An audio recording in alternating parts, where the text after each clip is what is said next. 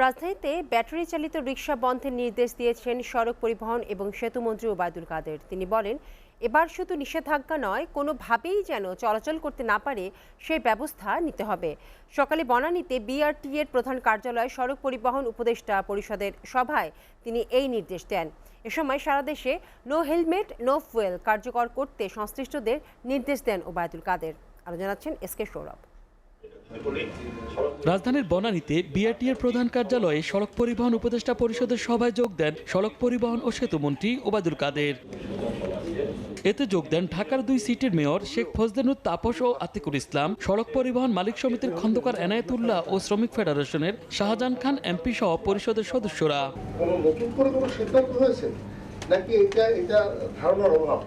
রাজধানীতে ব্যাটারি চালিত অটোরিকশা বন্ধের প্রস্তাবে সম্মতি জানান 2 মেয়র। আমরা সেখানে পর্যাপ্ত ব্যবস্থাপনা করে থাকি, সেখানে আমরা পর্যাপ্ত জায়গা ইন্টারকন্টিনেন্টাল এয়ারপোর্ট থেকে 2 ঘন্টা লাগবে, সে ডিরেক্ট নেমে গেল আমাদের এফডিসির সামনে।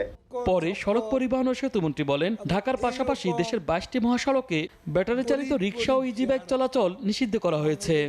ব্যাটারি চালিত কোনো গাড়ি যেন ঢাকা সিটিতে না চলে।